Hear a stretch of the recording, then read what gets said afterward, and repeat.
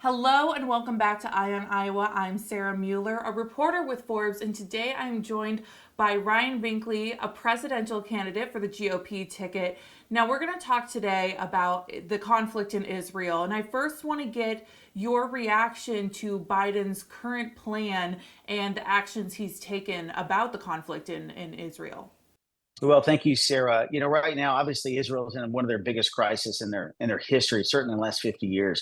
We haven't seen anything like this. The atrocity of the attacks, as most people are aware, but I think sometimes we soon forget of how bad they were, with babies being beheaded and kids being tortured or raped, and women as well. So this has just been a horrible time as we responded to Israel. Obviously, prayers are first and foremost support. But secondly, obviously, we need to give Israel our unilateral support.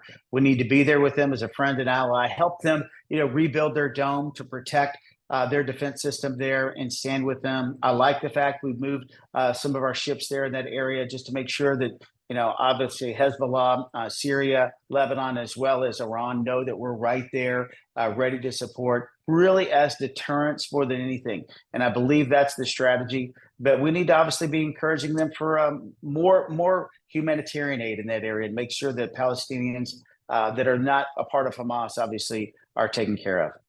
Now, just a couple hours ago, as we're recording this, we have a new Speaker of the House, but it's been 3 weeks of conflict in our House. Given that this situation with McCarthy has happened, do you think this has hindered our ability to assist our allies, given that we're having so much infighting in the GOP? Well, the infighting in the GOP has been ongoing for some time now. We've seen it all year long. We still see it today, even here in Iowa, in the Republican Party. It's still a divided party. You have the establishment candidates, then you have these populist type candidates. And so we see the division that's there.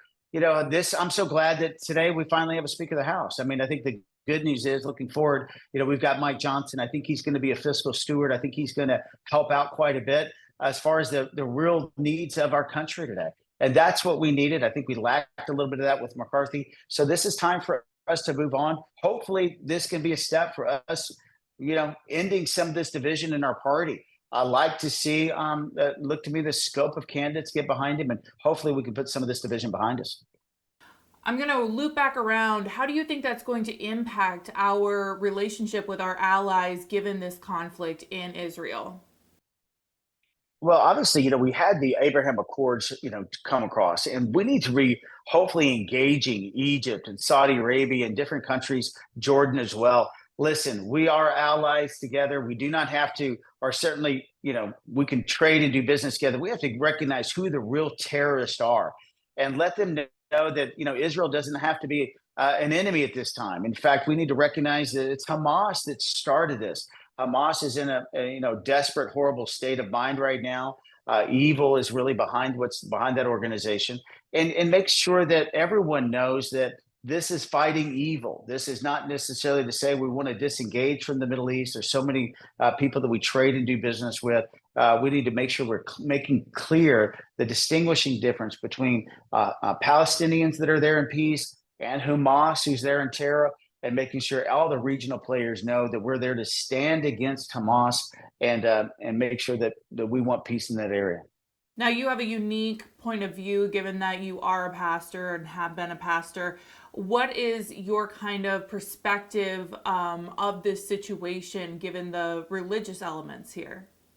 Well, as a believer in Christ and as a Christian, first of all, we're commanded to pray for Israel. This is something I mention often. Let's don't forget, as much as needs to go out and aid and obviously support, we need to be praying, and not just for just Jews in Israel, but for everyone in Israel. We're supposed to pray for Jerusalem and the security of Israel. That's outlined in, I think, in Psalm 122.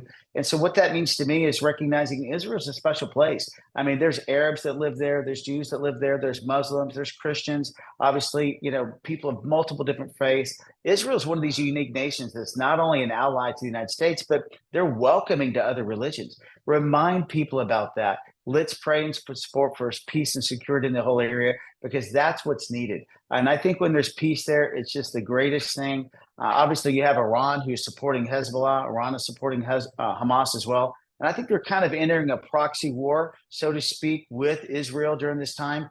And this is the real enemy at stake right now is Iran, who's funding this thing. And I think that's what we have to pray against and pray that peace comes in this land. And so that's kind of what I'm telling everybody. Let's keep our prayers up. Let's support financially where we can. And let's make sure we're there as a humanitarian aid to make sure everyone can have food, clothes, and shelter. I'm glad you brought up Iran because a lot of people are questioning how our relationship with Iran should change given these recent events. How do you believe it should change? Well, we need to hold them accountable. We need to make sure that they are not developing a nuclear weapon. I mean, they've made their intentions known and very, very clear. They plan on destroying and wiping off Israel from the face of the earth. Israel is their enemy. They've made it abundantly clear, and they've made it very clear also that they hate America as well. So I think we need to do everything we can do to make sure that they do not have a nuclear weapon and they're not developing one. And I think that's going to be a play here in the coming months to come. How do you see this escalating or de-escalating over the next couple of months? Do you think this is going to excel into a full-fledged war, world war? I certainly hope not. I actually don't think it will. I really believe that over time, and this is going to be a tactful, I believe that Netanyahu leads Israel through this crisis and how he gets rid of Hamas by protecting as many lives in the Palestinian Gaza area as possible. So this war is messy. You know, Hamas has started this war. This is one of these things we have to also recognize they are using Palestinians as human shields. They're not letting them leave the area. You know, I read recently probably 250,000 Palestinian youth have left, young adults have left that area in the last several years because they do not agree with the civil government of Hamas. And so there are so many people that are disengaged, but they can't even speak their mind. You know, Palestinians, if they disagree with Hamas, it's basically a death sentence on their own lives. And so this is one of those navigational areas where I think if Israel navigates this the right way, gets rid of Hamas, us tactfully, provide humanitarian effort to Palestinians along the way, we should be able to win this political war that we're in also. And that's making sure we're saving as many lives as possible and keeping basically Iran at bay. I think we can stay out of a long, unending war. Now, what do you think the United States' role is in this tension? How do you think we should be tamping down this issue in the Middle East all the way from the West? Well, I mentioned it briefly already, but bottom line, reminding, our key partners that are already aligned with us in many areas that listen, this is a battle against terror. This is a battle against very similar to an ISIS organization, and making sure that everyone's clear about that. This is not a battle against Islam. This is not a battle against Muslims. This is not a battle against Arab nations. This is a battle against a terrorist organization that's laid out an all efforts assault on a group of people, and none of us should stand for it. And I think clearly communicating that message, reminding them that even though many Palestinians have been at plight in a difficult time, much of that is because of Hamas themselves in the last 20 years or so that they've been in authority. And so, reminding them about that, I think winning the communication battle is really important as well. But at the end of the day, war is a very difficult, messy thing, and how Israel navigates that is going to be critical. There's a lot of international conflict happening right now between concerns with Taiwan, concerns with Israel, concerns with Ukraine. You're on the campaign trail. What are you hearing from voters? Well, everybody right now knows this, and I'm communicating this very clear. It's time for America to lead again. We've been behind the eight ball. China has really left us behind in so many ways. They're really not even paying attention to us, from an economic standpoint. They're not returning the phone call, the president of the United States. And here's the reason, Sarah.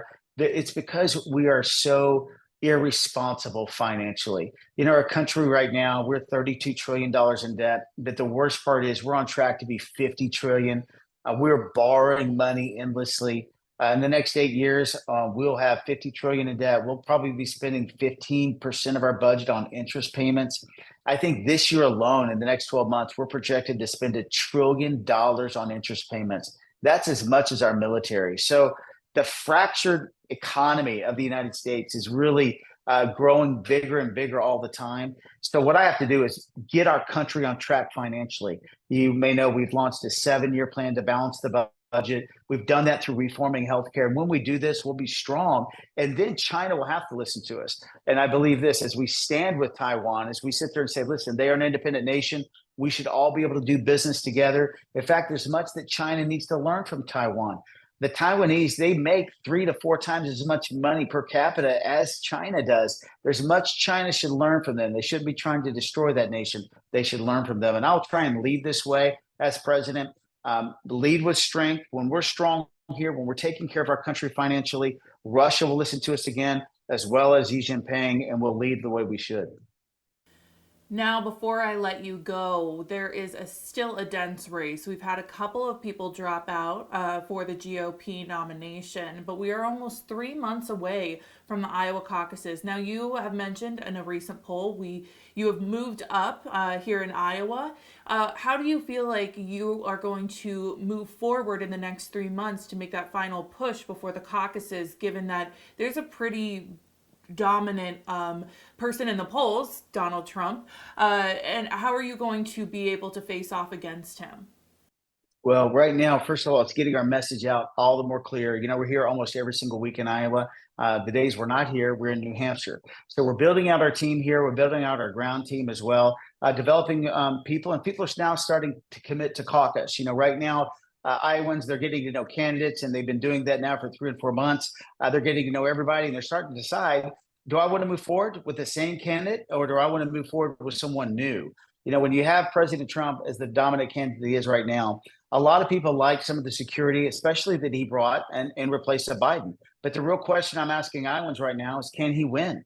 Can he beat not only just Joe Biden, but can he beat Kennedy as an independent candidate, and what that means to the diminishing Republicans that are turning out to vote? We only won 46% of the vote in the last 2 elections. We only won 4 out of the top 50 cities by population. So President Trump's got an uphill battle, not just to win the Republican Party, but how can you win the actual election? And that's what Republicans need to be focusing on. My message does this. It takes care of our country financially, protects our nation from an international standpoint, you know, revives our economy through changing over healthcare. And it actually gives us a vision for the future to unite our country. And I really believe this, regardless of an independent run, we can not only unite the Republican Party, but we can win over many moderates that just want to see this. Do we care about the poor? And that's what my message is. We need to have a new vision for urban America. And we do that, not through giving more money, but through volunteerism and community service and helping in education in urban America. And this is connecting to people in Iowa. And I think what we're going to see is a pole move and shift. We're going to keep moving up the pole. And hopefully by the end of this in mid-January, when this is said and done, we'll be in that top 3 or 4 slot here in Iowa, and the world will start to hear our voice a little bit different. And then the race will be on. Well, we've still got a couple months left. Thank you so much, Ryan Binkley. I appreciate your time. Well, thank you for having us. And your listeners can please go check us out at binkley2024.com. Follow us on social media and see some of our speeches out there on YouTube as well. I appreciate it. And if you like us, be sure and share it with friends. Thanks a lot, Sarah.